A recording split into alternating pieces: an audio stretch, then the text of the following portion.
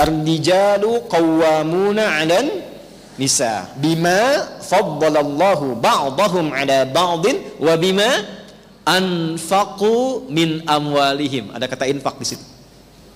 Itu yang sering kita singkat dengan nama nafkah. Nafkah itu singkatan dari infak. Baik. Saya persingkat dengan cepat. Untuk menjalankan aktivitas di rumah tangga ada harta tidak? Ada kan ya? Nah, harta itu yang disebut dengan nafkah atau infak pokok. Jelas?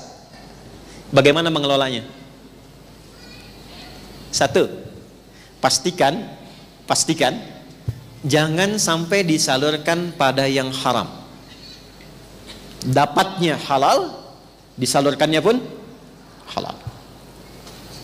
Yuk kita lihat. Kita ambil dari pokok hadis Nabi saja. Thumma dzakara rajula yutilu as-safara ash'atha aghbara yamuddu yadayhi ila as-sama'i faqala ya rabb faqala Rasulullah sallallahu alaihi wasallam anna yustajabu lidzalika famat'amuhu haram. Satu, ada orang yang doanya sulit dijawab, mental lagi karena ternyata dia biasa makan dari yang haram. Jaga makanan di rumah, Bu. Jangan masuk yang haram. Suami kasih halal, jangan berikan dari bahan yang haram. Karena sekarang saya lihat membedakannya tuh nggak mudah. Coba di pasar-pasar, di supermarket, di toko-toko, dari mana kita tahu bahwa dipotongnya benar? Contoh saja, ya, contoh. Mashrabuhu haram. Yang tadi doanya sulit itu diterima karena minumannya haram. Maka jangan pernah buatkan sesuatu yang bersumber dari yang haram. Makanan, minuman. Perhatikan nih. Malbasu haram. Pakaiannya Allah nggak suka. Coba lihat pakaian anak-anak yang ibu belikan. Kan sudah ada ketentuan pakaian dalam Quran. Ibu menginginkan Allah ridha dengan dia, tapi dibelikan pakaian yang tidak Allah sukai. Melekat gak keberkahan pada diri anak itu? Coba lihat. Ya, Allah senang yang bagaimana? Allah senang seperti apa? Sementara orang tua memberikan pakaian yang Allah nggak suka, aurat yang terbuka, yang tampak, yang kemudian bahkan dikatakan modelnya sekarang begitu. Sekarang, nanti saat sekarang ditinggalkan pulang, itu bukan modelnya lagi. Saya sering berikan nasihat pada perempuan, saudari-saudari saya yang muslimah, ibu-ibu, para akhwat, jangan pernah bikin malaikat mungkar dan nakir bingung. Itu selalu. Karena kafan muslimah itu ada kerudungnya. Kalau laki-laki 2 kain, perempuan tuh 2+1. Satunya itu kerudungnya. Itu. Jadi jangan sampai tidak dikenakan saat di dunia, tapi saat dikubur dipakai. Malaikat tanya nanti, ini siapa? Cie-cie, kan? Berjilbab nih, misal gitu kan? Nah, yang belum dibantu dengan doa, jangan direndahkan. Jangan direndahkan, jangan diejek, diajak. Tidak diejek, diajak. Didoakan. Diberikan perhatian yang baik.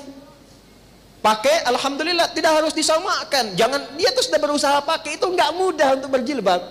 Pertama dikenakan, rangkul. Pujilah Allah. Doakan terus kemudian. Jangan disamakan dengan yang sudah matang misalnya. Yang jilbabnya sudah merasa sudah lebih baik.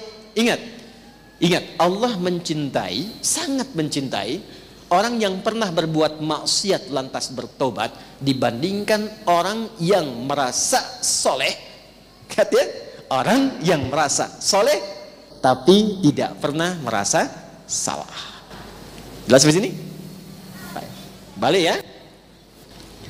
Terakhir, wa ghudhiya biharamin, perangkat hidupnya haram. Perangkat hidupnya haram, pastikan. Ya, perangkat hidup bukan pakaian saja. Saya suka begini, suka memberikan nasihat pada diri pribadi.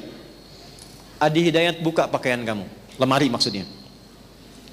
Cek, ada nggak satu helai pun yang belum pernah dipakai ibadah? Kami dapat pelajaran, Bu, kalau ada satu pakaian baru diterima, pakai dulu ibadah, minimal sholat dulu, supaya hisabnya ringan. Jadi kalau Allah hisab, dari mana engkau dapatkan hadiah si fulan ya Allah dan engkau maha mengetahui sebelum diberikan? Kemana engkau gunakan? Pakaiannya bersaksi, dipakai sholat ya Allah. Sholat. Sekalipun itu pakaian dipesan untuk kondangan misalnya, ya, kan suka ada undangan ya Bu ya, Pesan dijahit dulu kan? Saran saya, sebelum dipakai kondangan, pakai sholat dulu.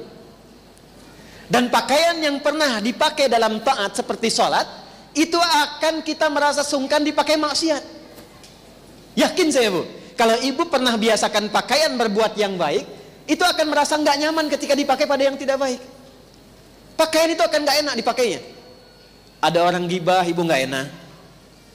Ya, diajak ke tempat yang nggak bagus, itu nggak nyaman. Itu poinnya. Paham sampai sini?